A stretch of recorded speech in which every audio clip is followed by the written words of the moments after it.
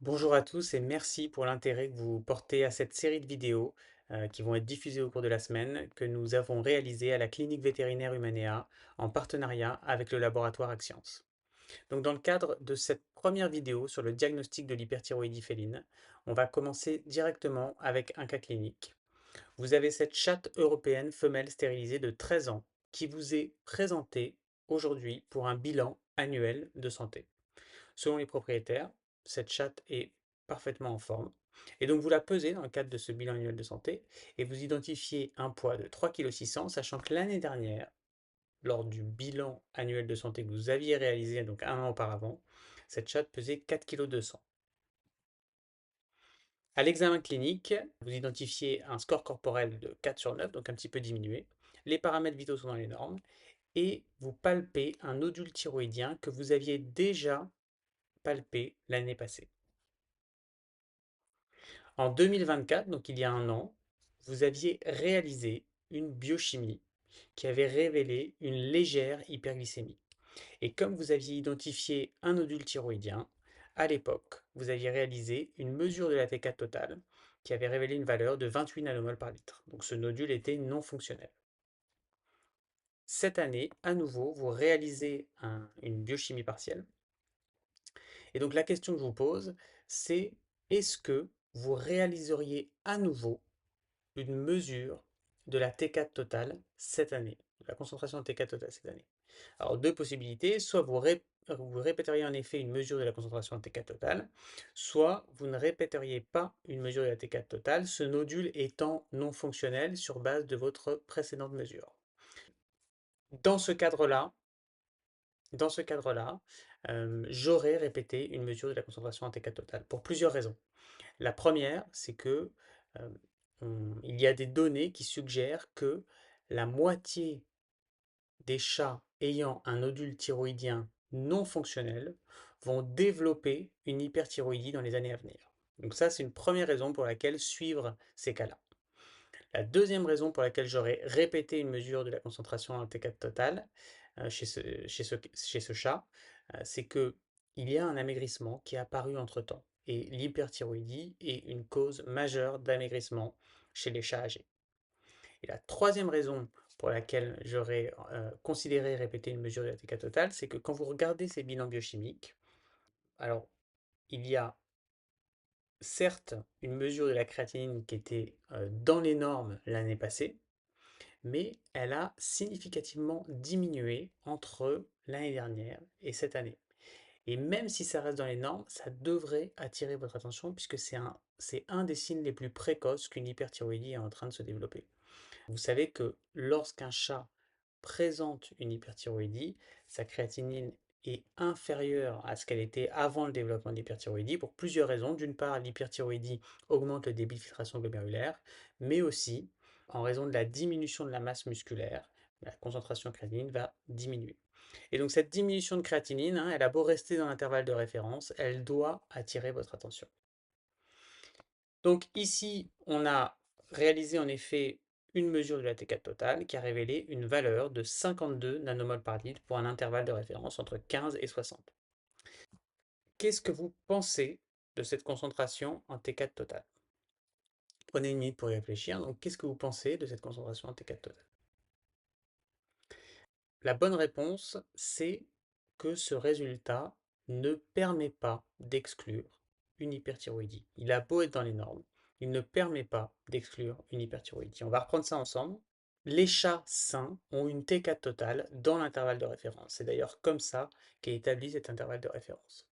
Les chats avec une maladie non thyroïdienne ont une T4 totale dans la moitié inférieure ou sous l'intervalle de référence. Les maladies non thyroïdiennes, quelles qu'elles soient, respiratoires, gastro-intestinales, infectieuses, entraînent une diminution de la T4 totale. C'est ce qu'on appelait à une époque le syndrome euthyroïdien malade, et maintenant ça s'appelle simplement le syndrome des maladies non thyroïdiennes. Lorsqu'un chat présente une T4 totale au-dessus de l'intervalle de référence, on parle d'hyperthyroïdie manifeste. Mais il y a en effet une proportion de chats atteints d'hyperthyroïdie qui auront une T4 totale dans la moitié supérieure de l'intervalle de référence. Et on parle alors d'hyperthyroïdie occulte. Donc on ne peut pas exclure une hyperthyroïdie lorsqu'on a une T4 totale dans la moitié supérieure de l'intervalle de référence. Quelles options est-ce qu'on a pour différencier une euthyroïdie d'une hyperthyroïdie occulte lorsque la concentration en T4 totale est dans la moitié supérieure de l'intervalle de référence?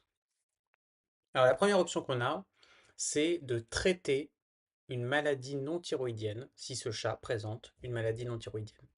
Je vous ai expliqué que les maladies non thyroïdiennes peuvent abaisser la valeur de T4 totale. Eh bien, si ce chat est hyperthyroïdien et part d'une T4 totale qui est élevée, on pourrait tout à fait imaginer que le fait qu'il ait développé une maladie non thyroïdienne ait fait descendre cette T4 totale dans la moitié inférieure de l'intervalle de référence. La deuxième option qu'on a, c'est réaliser une scintigraphie. Alors, la scintigraphie, c'est le gold standard, c'est-à-dire que ça permet en effet très facilement de différencier une hyperthyroïdie d'une euthyroïdie. Le problème, c'est que c'est très peu disponible et je doute que certains d'entre vous en aient une dans leur structure. Donc, bon, voilà, c'est pas une option qui est facilement accessible. La troisième option, c'est de répéter une mesure de la concentration en T4 totale dans quelques semaines. Alors, en effet, on pourrait imaginer que cette T4 totale soit dans la moitié supérieure de l'intervalle de référence parce que on est au début d'une hyperthyroïdie et peut-être qu'en patientant un petit peu, ben, on obtiendrait une T4 totale dans la moitié supérieure. On pourrait aussi imaginer qu'en raison des variations qui a lieu au cours de la journée, et ben là on soit tombé à un moment où la T4 totale était basse par rapport à sa valeur dans le reste de la journée et que simplement en répétant une mesure un peu plus tard, ben, on pourrait avoir une valeur au-dessus de l'intervalle de référence, ce qui nous permettrait de clarifier si ce chat a réellement une hyperthyroïdie.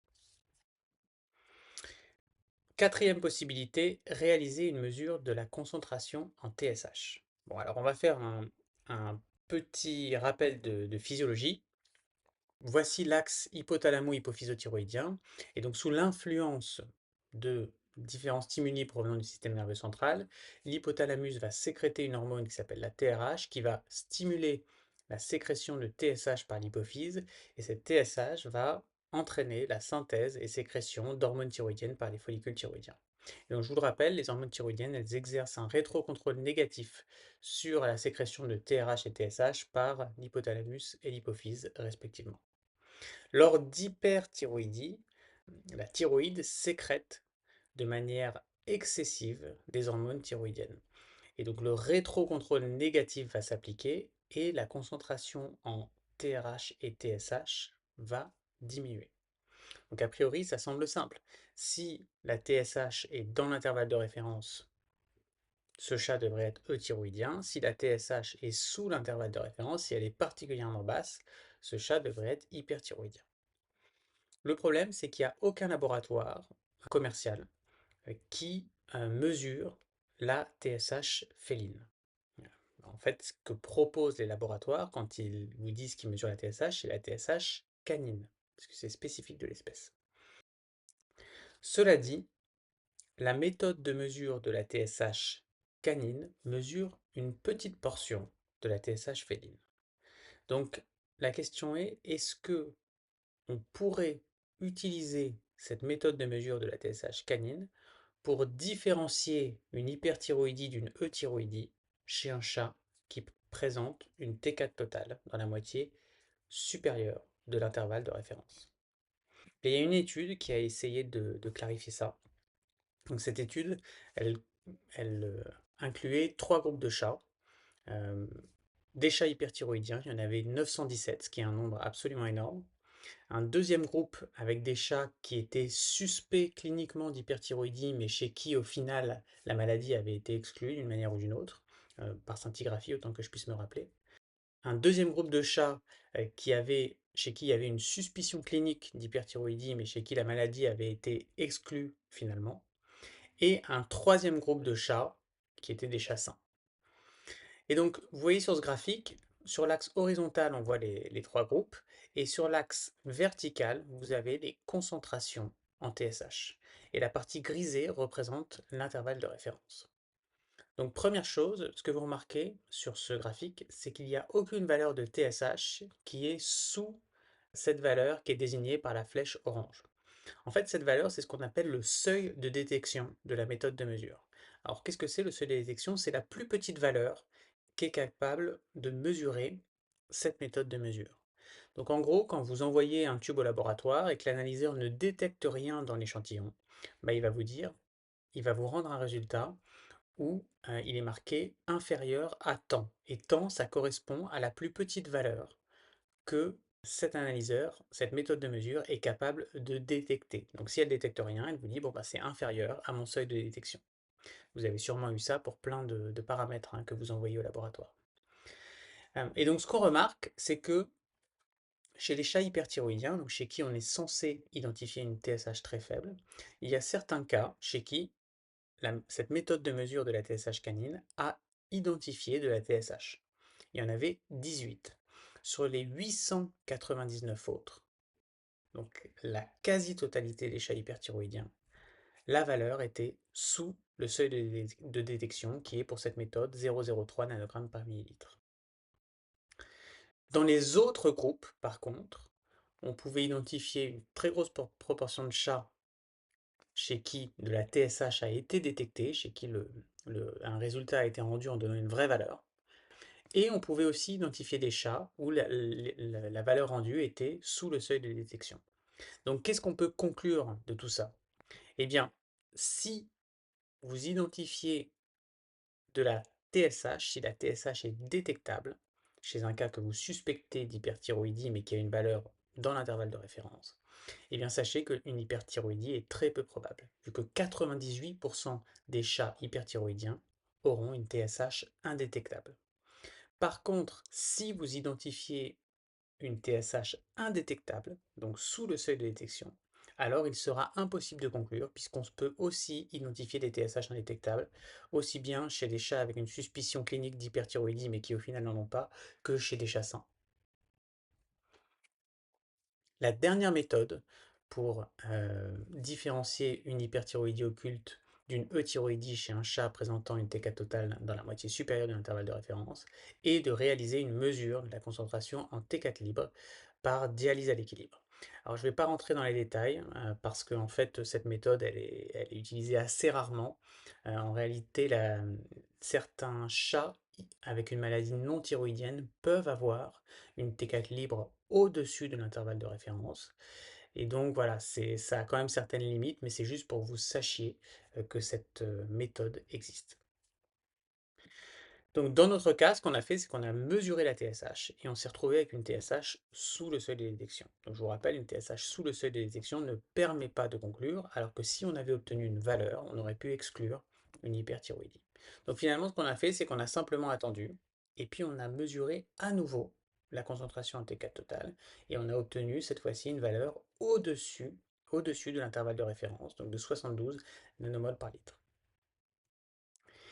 Donc, ce cas-là, il nous permet de finalement discuter un petit peu de l'hyperthyroïdie. Donc, je vous rappelle, la thyroïde est formée de deux lobes qui sont reliés par un isthme. Et donc, le processus qui est à l'origine du développement d'une hyperthyroïdie chez le chat, c'est un processus bénin, dans 98% des cas, qui est une hyperplasie adénomateuse. C'est très très rarement des tumeurs malignes chez le chat qui causent une hyperthyroïdie. Ça atteint souvent les deux lobes de la thyroïde et la prévalence de l'hyperthyroïdie est très très élevée chez les chats de 10 ans et plus. En fait, il y a des études de prévalence qui ont été réalisées dans plusieurs pays européens et souvent on est aux alentours de 10% des chats de plus de 10 ans présentés dans une clinique vétérinaire qui sont atteints d'hyperthyroïdie, donc c'est énorme, 10%. Et l'étude la plus récente qui a été réalisée en Irlande a même rapporté une prévalence de l'ordre de 20%. D'un autre côté, ce qu'il faut savoir aussi, c'est que une hyperthyroïdie, c'est une maladie très rare chez des chats de moins de 8 ans. Donc, ne suspectez pas trop fort une hyperthyroïdie chez des chats jeunes, puisque c'est une maladie qui se développe très rarement chez les chats jeunes. Alors, quelle est la cause ou quelles sont les causes de l'hyperthyroïdie? Eh bien, cette cette cause de l'hyperthyroïdie, elle n'est pas vraiment connue. Par contre, on a identifié des facteurs de risque.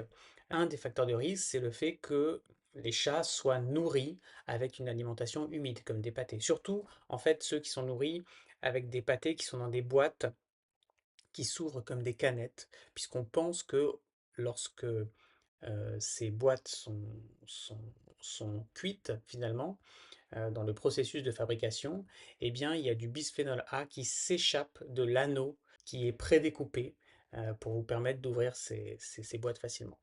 Un deuxième facteur de risque, c'est une alimentation qui contient du poisson. Un troisième facteur de risque, c'est une exposition à des composés qu'on appelle des polybromodiphényléthaires, qui sont des composés en fait qui sont utilisés dans les matériaux pour rendre incombustibles des matières inflammables. Et on trouve ça à peu près enfin, sur beaucoup de nos meubles en tout cas. Et un dernier facteur qui est probablement impliqué dans le développement de l'hyperthyroïdie, ce sont les facteurs génétiques, puisqu'il y a certaines races, comme les Siamois, les Himalayens, les Burmese, qui semblent être protégées, ou en tout cas qui ont une moindre probabilité de développer une hyperthyroïdie au cours de leur vie. Donc ça implique qu'il y a quand même des facteurs génétiques. Ici, sur cette slide, vous avez la prévalence des signes cliniques d'hyperthyroïdie. Alors, ce qu'il faut bien prendre en compte, c'est que ces données, elles sont issues d'une étude qui a été réalisée en 1995. Et déjà dans cette étude, donc qui a été réalisée quand même il y a 30 ans, les auteurs remarquaient que la prévalence des signes cliniques d'hyperthyroïdie était inférieure à celle rapportée dans une autre étude qui avait été réalisée 10 ans auparavant parce que au milieu des années 90, les vétérinaires étaient plus au courant de l'hyperthyroïdie et donc diagnostiquaient cette maladie à des stades plus précoces. Donc vous pouvez imaginer qu'en 2025, on diagnostique l'hyperthyroïdie à des stades encore plus précoces et donc que ces prévalences ne sont plus valides. Mais ça vous donne au moins une idée de la prévalence relative de chacun de ces signes cliniques chez les chats hyperthyroïdiens. Alors on va quand même parler de certains de ces signes. L'un d'eux est l'amaigrissement. Alors l'amaigrissement, c'est toujours présent, en tout cas dans les études récentes, ça a été rapporté chez en effet la quasi-totalité des chats hyperthyroïdiens, 92% dans une étude récente.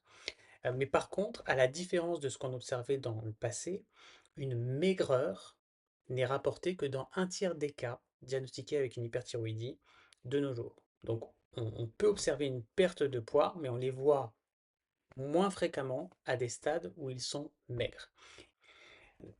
Un autre signe qui est très fréquent chez les chats hyperthyroïdiens, c'est la présence d'un nodule thyroïdien. On va s'arrêter un tout petit peu là-dessus, puisque un nodule thyroïdien, c'est présent chez 80 à 100%, en tout cas c'est palpable, chez 80 à 100% des chats hyperthyroïdiens. Pourtant, dans une étude récente, il a été rapporté que les vétérinaires n'identifiaient ces nodules thyroïdiens lorsqu'ils étaient présents que dans 40% des cas.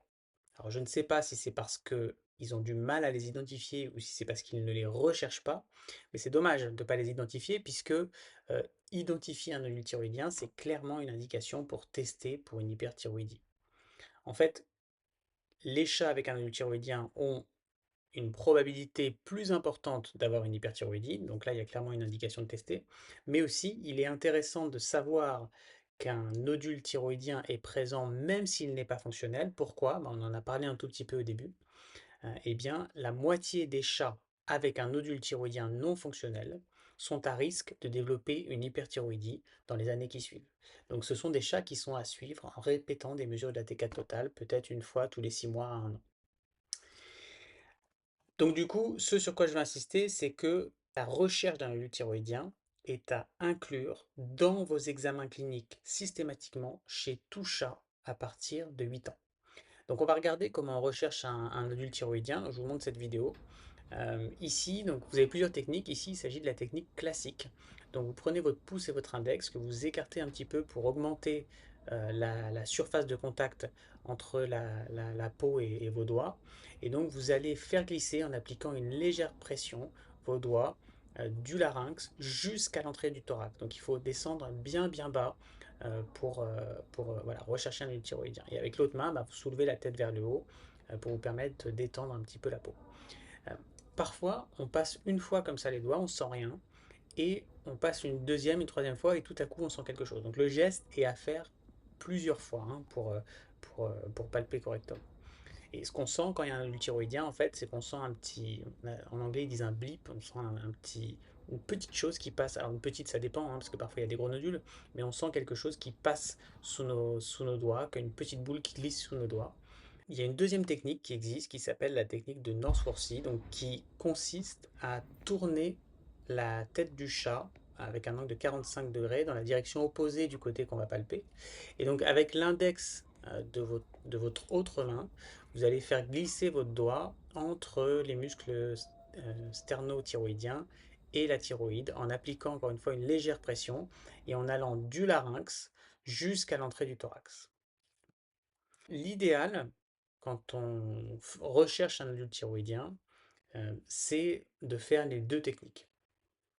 Parce que parfois, on identifie un nodule avec une technique, mais pas avec une autre.